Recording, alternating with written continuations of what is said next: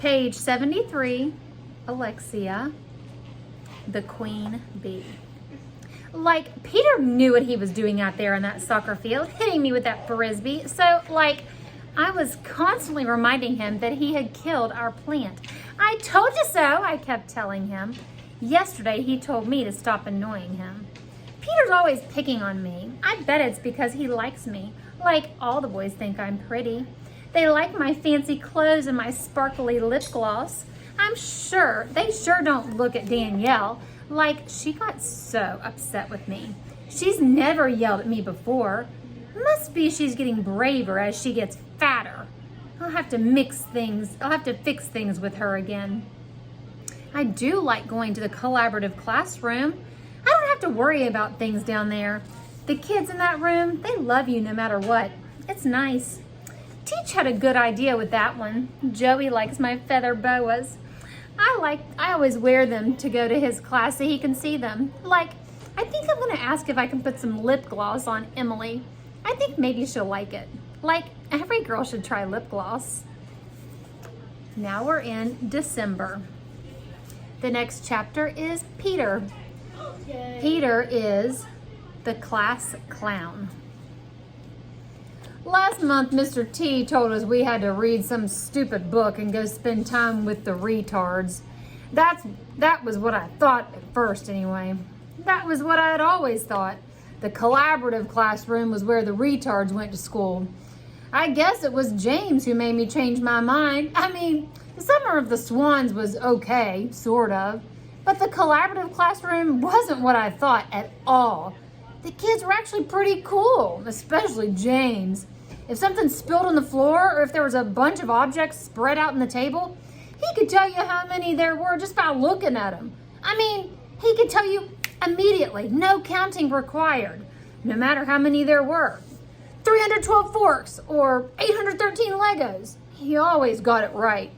And James was kind of cool to hang out with.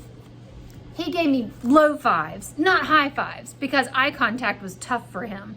And we played games. I liked going to see him. So I liked Mr. T's next idea. He never ran out of good ideas.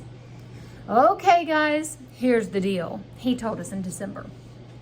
We're gonna have a holiday party like every other class, but ours is gonna be different. Of course, I blurted out. That's no surprise. I do that sometimes, open my mouth before thinking. A lot of times, actually. Everybody, even Mr. T, cracked a smile because I was right. You'll form small groups and work to create a center focused on a certain holiday. It might be Christmas, Ramadan, Kwanzaa, or Hanukkah. Mr. T kept going with the directions, but I didn't catch most of it. I was thinking, and then I did that blurt out thing again. Mr. T, can we invite James and his friends to our party? Everyone was quiet and looked at me. Then Jessica said, that's a great idea. And the rest of the class agreed. Mr. T had a smile stretched across his face. He just nodded, and I thought I saw him wipe at his eyes. I don't know why he did that, though. The next chapter is Jessica, the new girl. Act 4, Scene 1. I chose Ramadan as my holiday. I wanted to research something I knew very little about. I ended up in a group with Anna, Danielle, Jeffrey, and Alexia. Alexia wanted to be with Katie, Wendy, Natalie, and Heather, but Mr. Terupt didn't go for that. If he was looking for trouble, he got it. Our task was clear. When Mr. Terupt announced the project, he said, your centers will need to include a research component, a game, an arts and crafts activity, and food. Your center will need to operate all by itself because you'll be visiting the other centers when people come to visit yours. My group started talking about who could do what, but Alexia didn't let that go on for too long. Like, you need to do the research, Jessica, because, like, you're the smartest. Anna's too stupid to read that stuff. Anna stared at the floor. She used to do a lot of that, but not as much these days. It wasn't just her head that went down this time. Her entire body sagged after Alexia's nasty comment. Alexia looked at Jeffrey next, but she didn't have the nerve to say anything.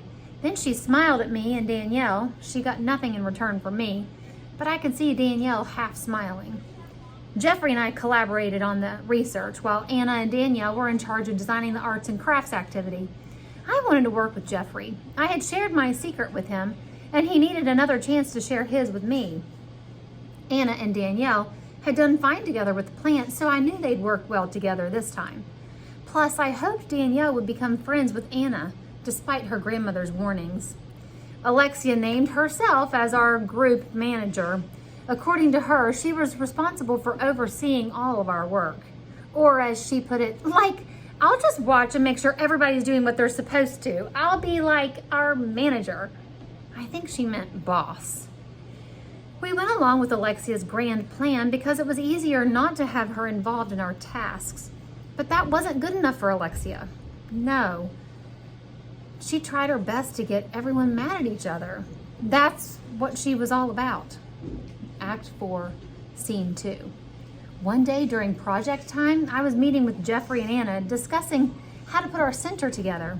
Danielle was nearby, organizing the arts and crafts materials that she and Anna had been working tirelessly to create. Then Alexia made her move. Like, don't you guys think Danielle should be in charge of the food? Alexia said loud enough for Danielle to hear. I braced myself for what was coming next.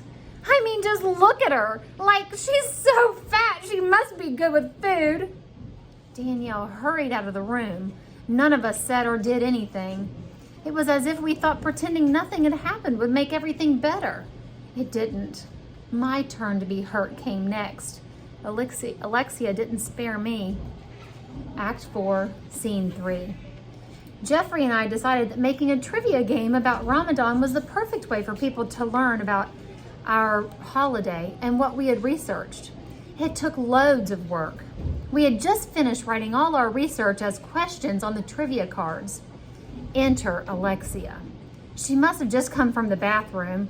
She wore fresh, shiny lip gloss and chewed on a new piece of gum. She paraded over to us with an exaggerated hip motion in her jean skirt and zebra tights, bent down and grabbed some of the trivia cards. She looked them over, but I don't think she read any of them. She snapped her gum that she wasn't supposed to have. Like, nobody's gonna understand these questions. She stared right at me. Nobody ever understands you, not with all your stuck-up words. Like, you just want to make everyone else feel stupid. You think you're so smart. She flicked the card at me. That wasn't true. I didn't try to do that. Act 4, Scene 4. Enter Mr. Terupt. Alexia. I looked up. I didn't even know he was there. Alexia didn't either. She spun around, alarmed. I think it's time for you to follow me. He escorted her out of the room. They were gone for a while. Act 4, Scene 4. Enter Mr. Terupt without Alexia. Where was she? I need to talk to the four of you now, he said, looking at Jeffrey, Danielle, Anna, and me. We sat down in our project area.